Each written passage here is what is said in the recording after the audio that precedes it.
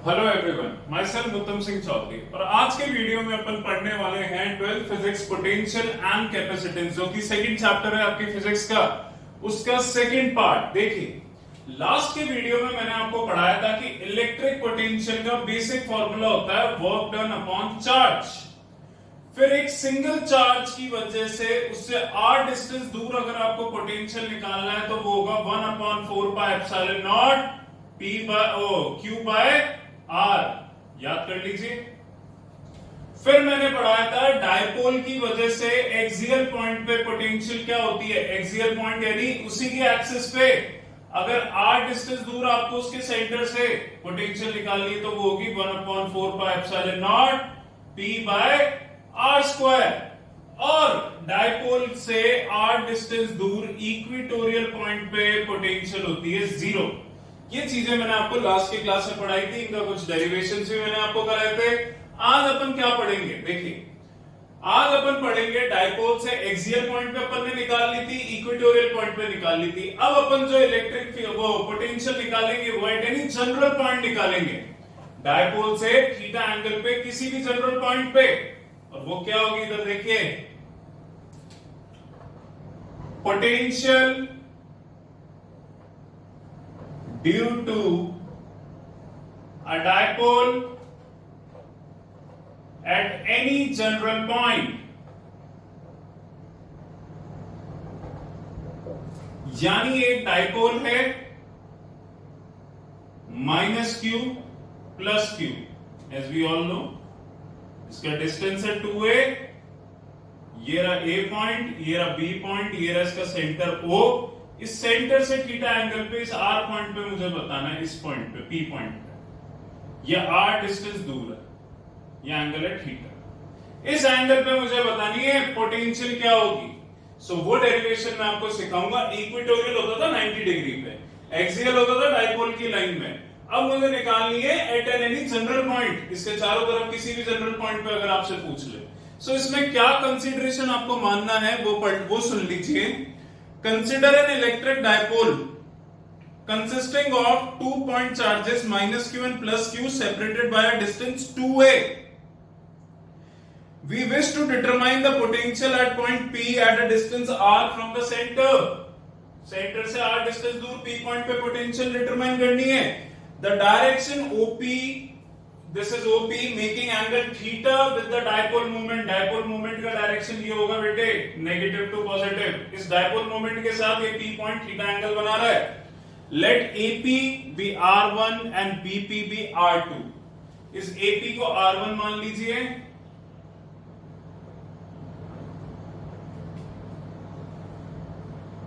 और इसको R2 मान लीजिए। This is R1, this is R2। Vector form में मैग्नीट्यूड में लिख लेंगे अभी। सो देखिए V1 क्या हो जाएगा, V1 इस चार्ज की वजह से, नेगेटिव चार्ज की वजह से 1/4 pi epsilon naught minus Q upon R1।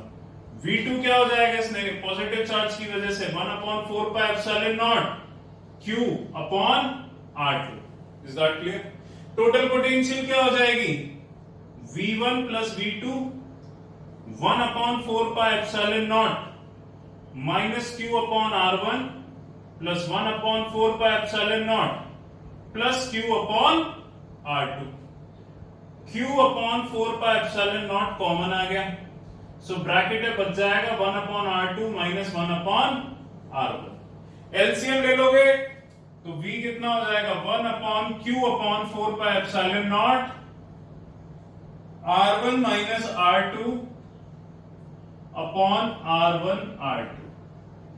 यहां तक कर लो। अब उसके बाद एक कॉन्सेप्ट लगता है, देखो ये डिस्टेंस बड़ा R1, ये छोटा R2। अगर मैं इससे परपेंडिकुलर डालूं यहां पे, इस पे R1 पे B पॉइंट से, सो ये वाला जो डिस्टेंस है ये मुझे R1 माइनस R2 दे देगा। दिमाग लगा लो, ये एक्सिस में ये एंगल थीटा है तो मैं इसको भी थीटा मान सकता हूं। अब ये R1 माइनस R2 है, ये थीटा है, ये 2a है। लगा दो ट्रिग्नोमेट्री, और वो ट्रिग्नोमेट्री क्या लगा दो, इसको A B है, इसको C पॉइंट मान लो। अब R1 माइनस ये थीटा एंगल है, ये 90 है, सो ये हो गया तुम्हारा परपेंडिकुलर और ये तुम्हारा क्या हो गया हाइपोटेनियस, सॉरी ये बेस हो गया और ये हाइपोटेनियस हो गया। सो cos थीटा क्या होता है? Base upon hypotenuse. बेस कितना है तुम्हारा? r1 माइनस r2, क्योंकि ये थीटा के साथ है और 90 के सामने वाली हाइपोटेनियस है, हाइपोटेनियस क्या हो गया? 2a। यहां से r1 माइनस r2 निकालोगे कितना आ जाएगा? 2a cos theta. r1 और r2 में ज्यादा डिफरेंस नहीं होने की वजह से r1 और r2 का प्रोडक्ट मैं r² ले लूंगा। ये भी समझ गए कि इसके इक्वल r1 और r2 को इसके इक्वल ले लूंगा। ये वैल्यूज ऊपर पुट कर दो। सो v हो गया q upon 4 pi epsilon not r1 minus r2 की जगह 2a cos theta upon r²। q into 2a तुम्हें पता है क्या होता है? Dipole moment. सो ये हो गया p cos theta upon r² v। ये तो लिख दिया तुमने मैग्नीट्यूड की फॉर्म में। अगर वेक्टर फॉर्म में लिखना चाहते हो सो एक r से ऊपर मल्टीप्लाई कर दो और नीचे मल्टीप्लाई कर दो। न्यूमरेटर डिनोमिनेटर में एक एक r मल्टीप्लाई कर दो। सो ऊपर तो क्या हो जाएगा? p r cos थीटा ऊपर हो जाएगा p r cos थीटा, जिसे मैं लिख सकता हूं p डॉट r, और नीचे हो जाएगा r क्यूब। सो ये हो गया तुम्हारा वेक्टर फॉर्म। बोलो क्लियर है? यहां पे अपन ने निकाला है dipole at any general point, at any general point, centre से at any general point theta angle पे। क्लियर है? ये रहा डेरिवेशन। इसका स्क्रीन एक बार, इसमें एक चीज और सुनो। अब ये तुम्हारा आ गया फॉर्मूला। मैंने एक्सियल की डायपोल मोमेंट तुम्हें क्या बताई थी? देखिए एक्सियल पॉइंट होता है इस डायपोल के ही एक्सिस पे, उसे एक्सियल पॉइंट कहते हैं। तो एक्सियल पॉइंट मान लो यहां पे ले रहा हूं अभी मैं P, तो मेरा थीटा कितना हो जाएगा? 0। और अगर इधर दूंगा तो थीटा कितना हो जाएगा? 180। सो एक्सियल पॉइंट पे इस थीटा की वैल्यू कितनी होगी? 0 डिग्री और 180। cos 0 क्या होता है? 1 या -1, और cos 180 क्या ले लेते हैं अपन? cos 180 -1, यहां पुट कर दो। सो v कितना आ जाएगा? 1/4 pi epsilon not p upon r², या 180 लोगे तो -p अपॉन r² आ जाएगा। तो बेटा ढंग से देख लो वापस, ये फॉर्मूला पढ़ाया था मैंने तुम्हें, एक्सियल पॉइंट का डेरिवेशन कराया था, तो यही फॉर्मूला पढ़ाया था। आगे आते हैं इक्वेटोरियल पॉइंट पे। किस पे? इक्वेटोरियल पॉइंट पे। इक्वेटोरियल पॉइंट होता है सेंटर से बिल्कुल 90 डिग्री पे परपेंडिकुलर। तो थीटा क्या हो जाएगा उस समय? 90। सो थीटा 90 पुट कर दो इस फॉर्मूले में। cos 90 कितना हो जाता है? 0। तो v आ जाएगा 0। बोलो क्लियर हुई क्या ये चीज? तो वो फॉर्मूले भी इसी से डिराइव हुए एक तरीके से। इसका आप स्क्रीनशॉट ले लो, इसको अपनी कॉपी में नोट डाउन कर लेना। एक चीज हमेशा याद रखना, वापस समझा दो, कभी भी एग्जाम में कोई डेरिवेशन करते हो, कोई भी डेरिवेशन, उसमें कंसीडरेशन लिखना जरूरी होता है। बच्चे क्या करते हैं अक्सर, इसको बनाया, ये पूरा डेरिवेशन करा, खत्म। नहीं भैया, तुम्हें यहां पे कंसीडरेशन लिखना जरूरी है। Consider a dipole of charge -q plus q separated by a distance 2a. Then we wish to determine the electric potential at point P at a distance r from the center, and that line joining OP makes angle theta with dipole moment. Let AB be R1, BP be R2। फिर तुम्हारी मर्जी है पूरा कर दो, पर consideration को लिखना जरूरी होता है। सो ये कॉपी करो और जब नोट्स बनाओ तो ये कंसीडरेशन जो अभी मैंने बोला उसको भी लिखना, और ये पूरा कॉपी कर लो। और यहां से एक चीज समझ लो, जनरल पॉइंट पे पोटेंशियल निकालने का तरीका ये रहा, और एक्सियल और इक्वेटोरियल इसी फॉर्मूले से आया। कॉपी कर लो इसको, स्क्रीनशॉट लेके पॉज करके पूरा कॉपी कर लो।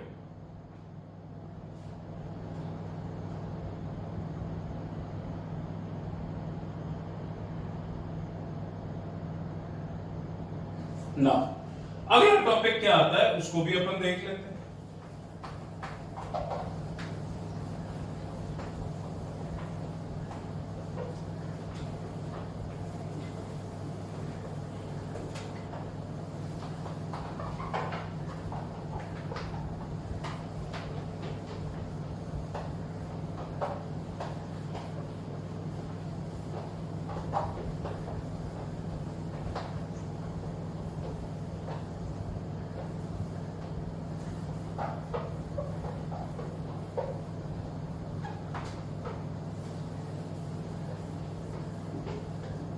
देखिए अगला पॉइंट आता है अपने पास प्रिंसिपल ऑफ सुपरपोजिशन।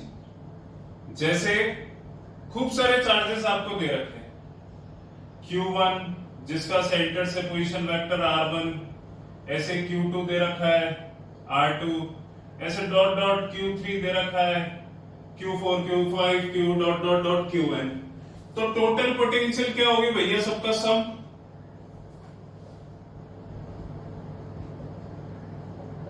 दिमाग लगा लो, और सब में से दिमाग लगा लो 1/4πε0 कॉमन आ जाएगा, तो ब्रैकेट में क्या बच जाएगा Q1/R1 Q2/R2 dot dot dot Qn/Rn। अब 1/4πε0 इसको मैं लिख सकता हूं समीशन I बराबर 1 to n QI/RI, ये हो जाएगी टोटल पोटेंशियल। बोलो दिमाग, ये आप इलेक्ट्रिक फील्ड में और फोर्स में पढ़ चुके हो पहले से, कोई नई चीज नहीं पढ़ेंगे। अब बात करते हैं, देखिए ये तो हो गई डिस्क्रीट चार्जेस की वजह से पोटेंशियल, कंटिन्यूअस की वजह से भी तो होगी, और कंटिन्यूअस की वजह से क्या होगी, एक तो वॉल्यूम, एक सरफेस और एक लीनियर चार्ज डेंसिटी की वजह से, तीनों की वजह से होगी। अब वॉल्यूम की वजह से क्या होगी 1/4πε0 इंटीग्रेशन वॉल्यूम डीवी, जिसकी जगह मैं क्या लिख सकता हूं dq, चार्ज की जगह क्या लिख सकता हूं रो dv/r। फिर 1/4πε0 तीनों में से कॉमन ले लेना। दूसरा क्या हो जाएगा, सरफेस की वजह से Q की जगह आ जाएगा सिग्मा ds, क्योंकि सिग्मा क्या होता है dq/ds, रो क्या होता है dq/dv। पढ़ा आपने, रो पढ़ा है dq/dv, सिग्मा पढ़ा है dq/ds, और लैम्डा पढ़ा है dq/dl। बोल दो हाँ या ना, सब में से dq निकाल के यहां पुट कर दो। जैसे फॉर्मूला तो पढ़ाई है तुमने 1/4πε0 Q/R, तो Q की जगह ये पुट कर दो। और तीसरा क्या हो जाएगा, लीनियर की वजह से लैम्डा dl/r। बोलो ये चीज समझ में आ गई। ये तो हो गई कंटिन्यूअस, ये हो गई डिस्क्रीट, और टोटल पोटेंशियल किसी भी सरफेस की निकालनी है तो वो होगी डिस्क्रीट प्लस कंटिन्यूअस। और दिमाग लगा लो, दोनों में से 1/4πε0 कॉमन आ गया, ब्रैकेट में बच गया रो dv/r, सरफेस का हो गया सिग्मा ds/r, लीनियर का हो गया lambda dl/r, plus summation I बराबर 1 to n QI/RI। ये हो गई तुम्हारी टोटल पोटेंशियल किसी भी सरफेस की। Is that clear? ये वैसे ही है जैसे इलेक्ट्रिक फील्ड था और फोर्स था। तो इलेक्ट्रिक फील्ड मैंने आपको डिस्क्रीट कंटीन्यूअस पढ़ाया था ही, अगर वो आपको समझ में आ गया होगा तो ये भी आपको समझ में आ गया होगा। बोले क्लियर है? इसका भी स्क्रीनशॉट ले। इसके न्यूमेरिकल्स इतने नहीं आते हैं, बट ये एक समझने के लिए जरूरी है, थ्योरेटिकल पार्ट ज्यादा समझ लेना इसको। स्क्रीनशॉट ले लो।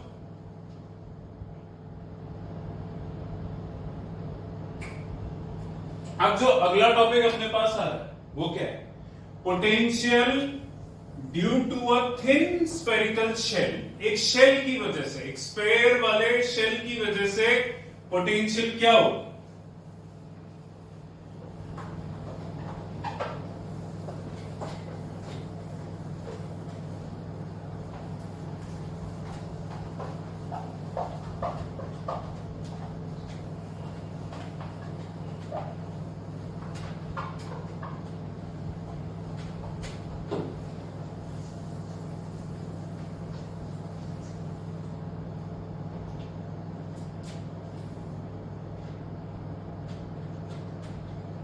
potential due to a thin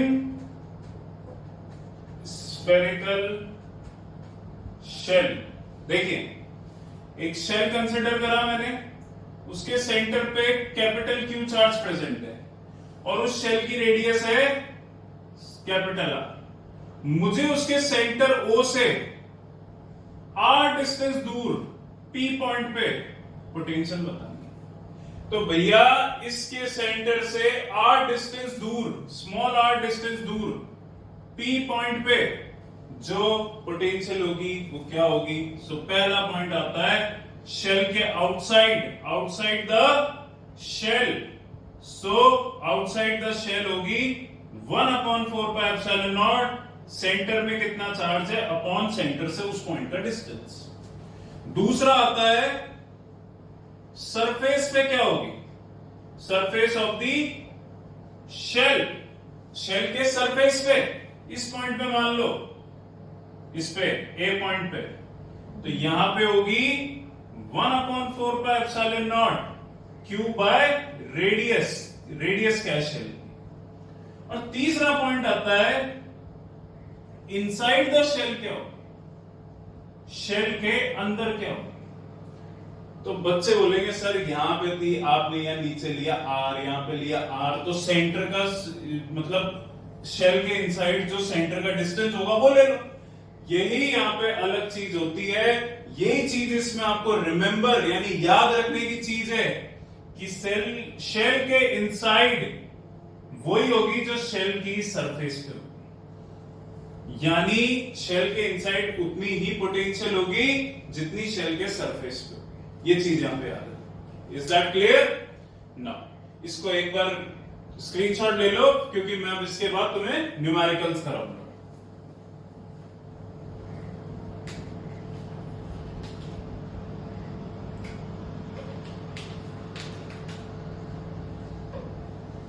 now कुछ न्यूमेरिकल्स मुझे आपको कराने हैं, जैसे एग्जांपल नंबर 2।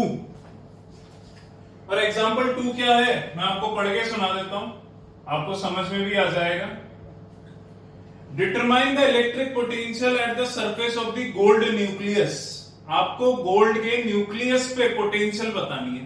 तो गोल्ड का न्यूक्लियस क्या हो गया? एक स्फेरिकल शेल हो गया, दिमाग लगा लीजिए।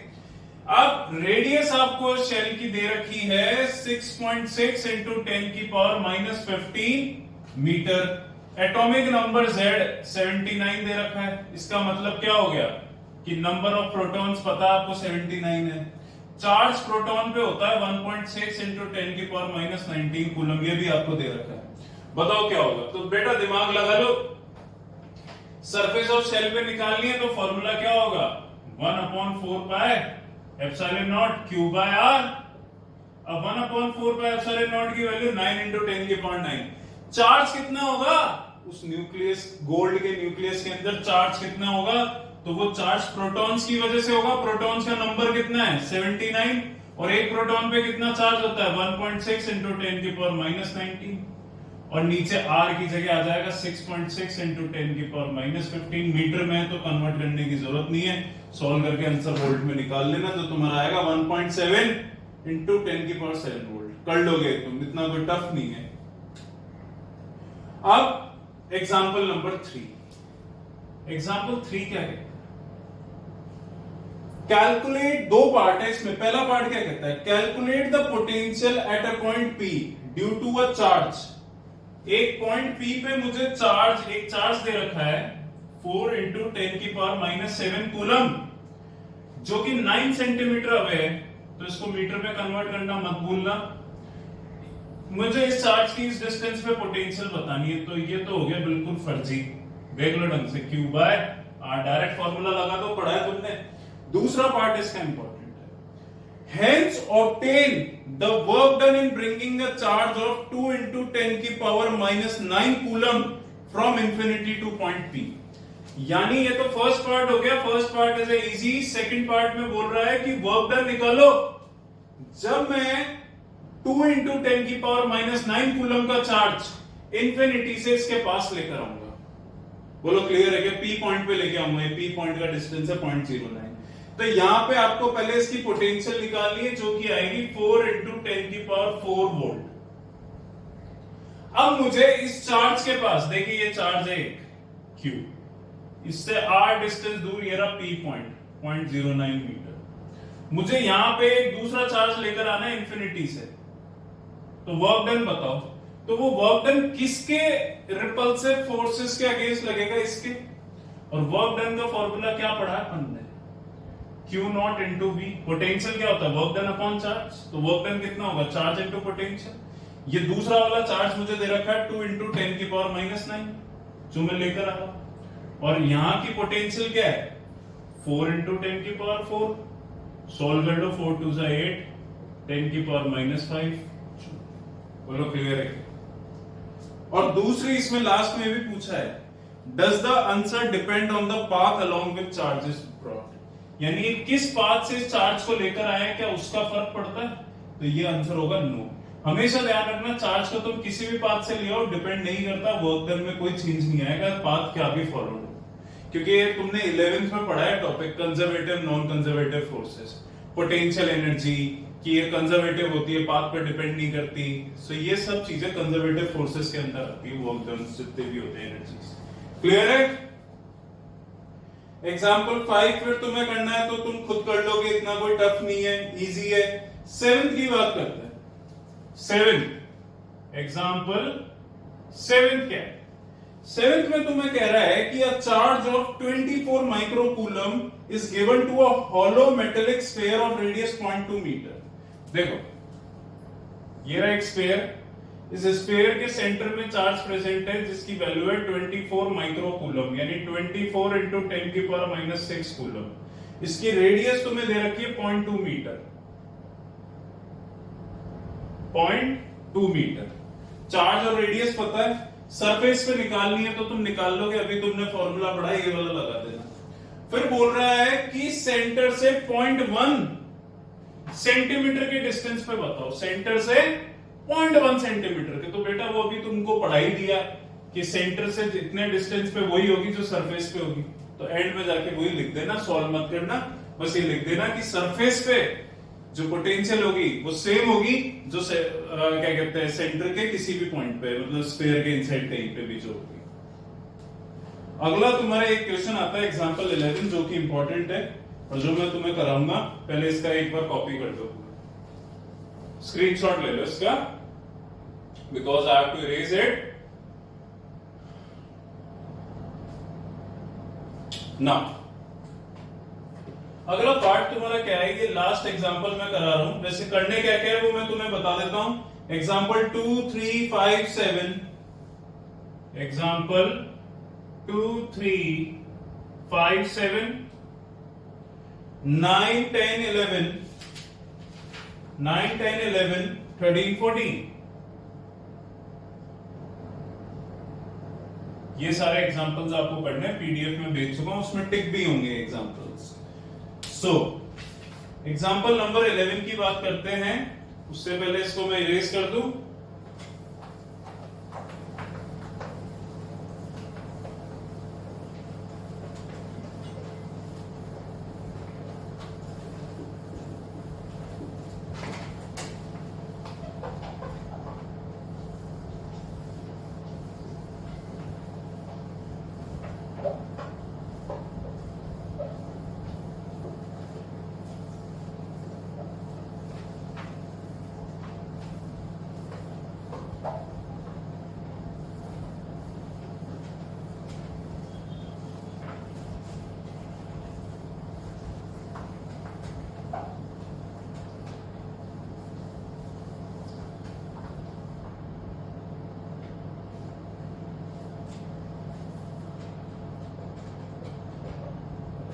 एग्जाम्पल 11 आपको बोलता है कि 4 चार्जेस हैं, plus Q minus q are placed respectively at the corners A B C D of a square of side a arranged in the given order. यानी डायग्राम दे रखा है, इसी ऑर्डर में आपको लिखना है।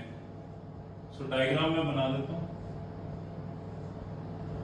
ए बी सी डी। चार्जेस का ऑर्डर है प्लस क्यू माइनस क्यू, यानी प्लस क्यू माइनस क्यू। इसकी साइड आपको दे रखी है A A A A. Now calculate the electric potential at the centre O। इस सेंटर O पे इलेक्ट्रिक पोटेंशियल बताना। दूसरा, if E and F are the mid points of side BC and CD respectively. E और F आपको mid points दे रखे हैं BC के और CD, ये मिड पॉइंट्स दे रखे हैं। What will be the work done in carrying a charge E from O to E?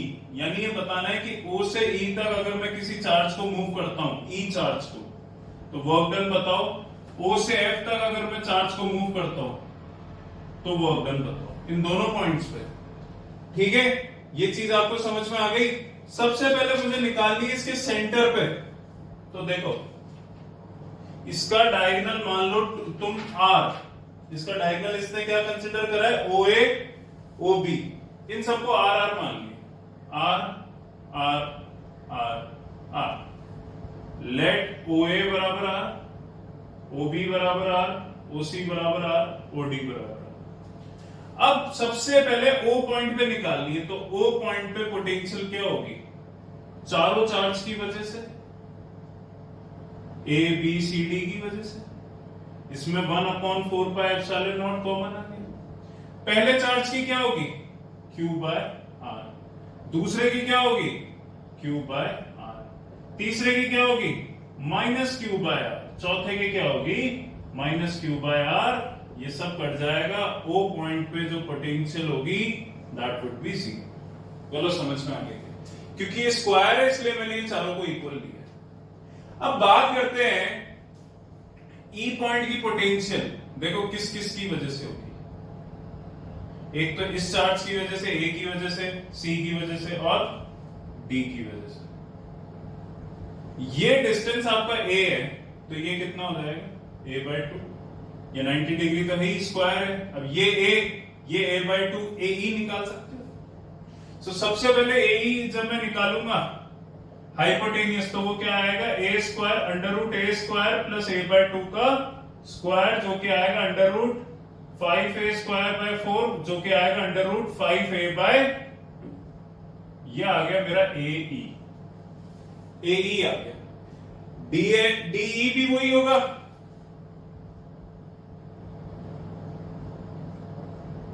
अब मुझे जब E पॉइंट की पोटेंशियल निकालनी है, तो वो किस किस, मुझे E की पोटेंशियल निकालनी पड़ेगी और F की भी निकालनी पड़ेगी।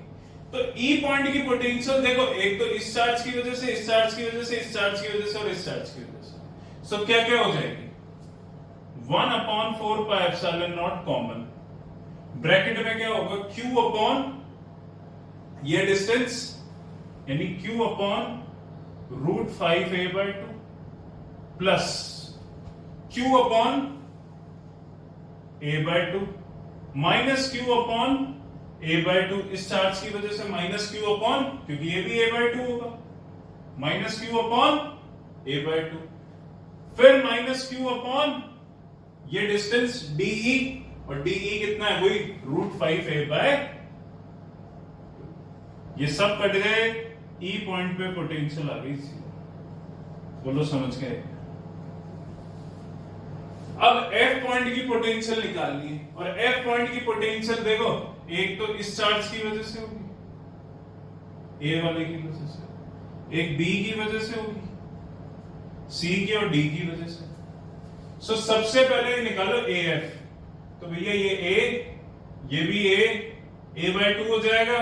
सो ये पाइथागोरस थ्योरम से वही आ जाएगा, रूट 5A/2। सो तुम्हारा DF कितना हो गया, रूट 5A/2, और DF जितना होगा उतना ही, सॉरी DF क्या, AF, सॉरी ये AF कितना होगा, रूट 5A/2, और BF भी कितना होगा, रूट 5A/2। बोलो क्लियर है क्या चीज?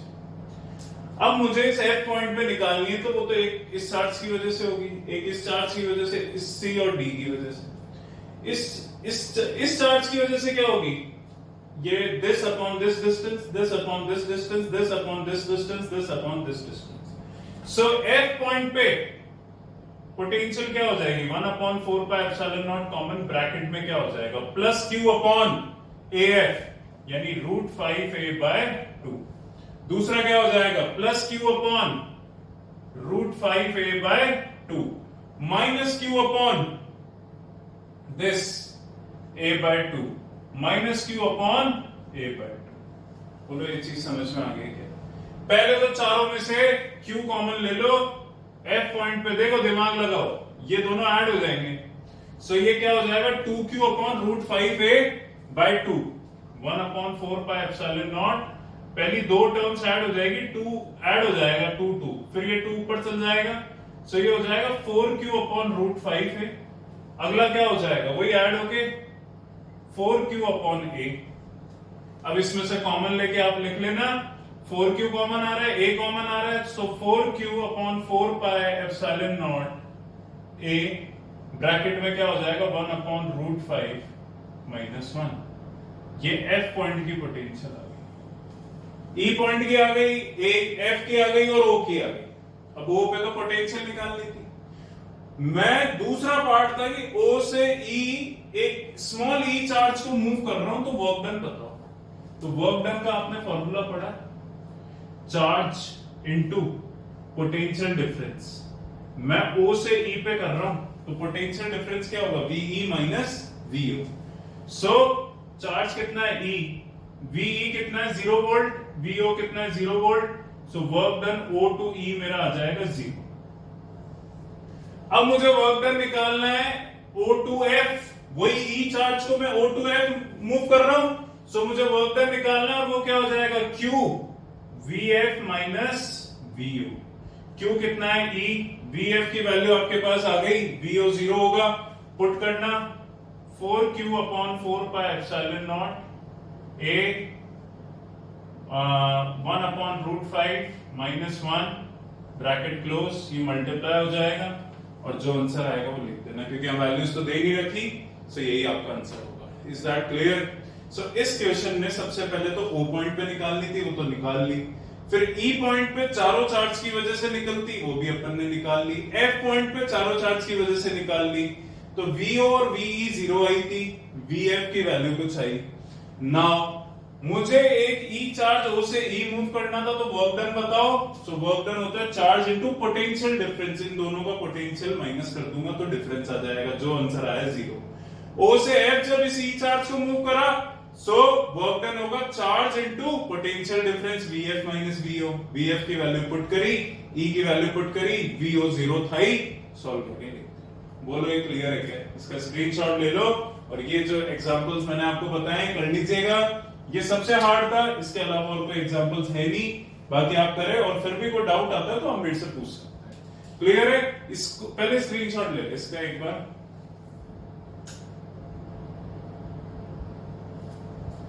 एक चीज याद रखिएगा, जैसे जैसे मैं कॉपी करता हूं, कुछ टॉपिक्स पढ़ाता हूं, उनको in the form of notes आप अपनी कॉपी में लिख लें। क्लियर है? ये न्यूमेरिकल्स पढ़ ले। Thank you so much.